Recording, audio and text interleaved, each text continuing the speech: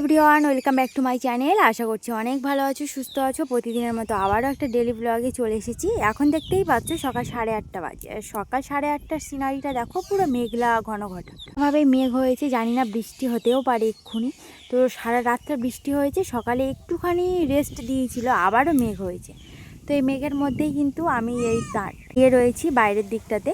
তো চলো, ভিডিওটা কেমন লাগছে অবশ্যই পুরোটা কন্টিনিউ করো। আর খুব তাড়াতাড়ি করে শক্তিঝড় আসতে চলেছে, তোমরা সবাই সাবধানে থেকো, সুস্থ থেকো, এটুকুই কামনা করবো সবার কাছে। তো আরেকটা কথা না বললেই নয়, খুব পরিমাণে বেশি করে বৃষ্টি আসতে চলেছে। আর শক্তিঝড়ের পাশাপাশি কিন্তু আবার বৃষ্টিও হবে টানা 2-3 দিন। আর মেঘটা দেখছো তো, পুরো ঘুরঘুর করছে। সারাক্ষণ এবিপি আনন্দ জি 24 ঘন্টাতে আমি খবর দেখতেই আছি যে কখন কীরকম ওয়েদারের আপডেট আসছে। তবে যাই হোক, জানি না, যতটুকু পারবো সাবধানে থাকার চেষ্টা করব। লাইক করবে কিন্তু তোমরা। আর এখানে দেখতেই পাচ্ছ বেলগাছের কাছ থেকেও কিন্তু প্রচণ্ড মেঘ দেখা যাচ্ছে। পুরো সারা আকাশটা যেন ঘন ঘটাভাবেই মেঘ হয়েছে। আর তারই মধ্যে মা দেখো অনেকগুলো মাছ কিনে নিয়েছে। এখানে কি মাছ বলো তো? এখানে রয়েছে 3 রকমের মাছ: ভুসি চিংড়ি, মাঝারি চিংড়ি আর বড় চিংড়ি। এগুলো কিন্তু সবকটাই নদীর চিংড়ি, কোনো রকম পুকুরের বা ফিশারির চাষ করা নয়। তো আজকের মা বললে যে তুই যখন বাড়িতে এসেছিস, তো আজকের ভুসি চিংড়ির আজকের একটু চপ বানাবি। তো আমরা তো এমনিতেই অল্প অল্প তেলেই রান্না বান্না করি, তো অল্প তেলেই চপ বানাবো। তো এই যে যা যা উপকরণ লাগে আর কি। তো প্রথমেই চিংড়িটাকে একটু ভেজে নিচ্ছি হলুদ দিয়ে হালকা করে তেল দিয়ে ভেজে নিয়েছি।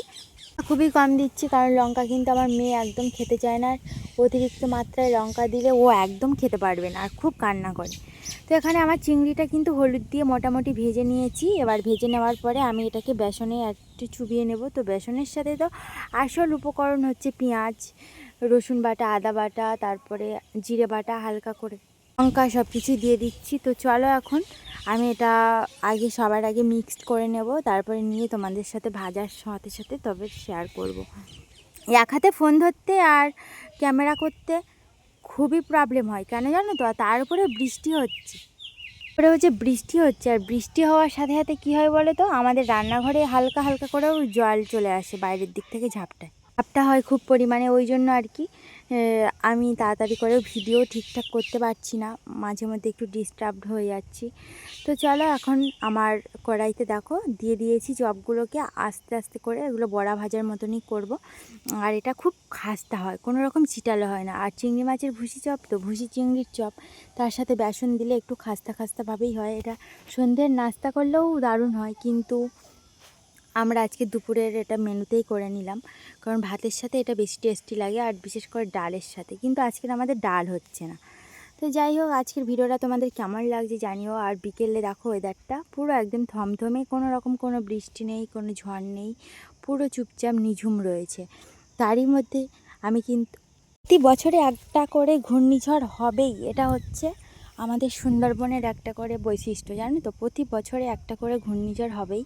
যেমন গত বছর অনেক রকম ঝড় হয়েছিল, গত 4-5 বছরে আমফান, ফণী, বুলবুল, আরও কয়েকটা নাম ভুলে যাচ্ছি, ইয়াস।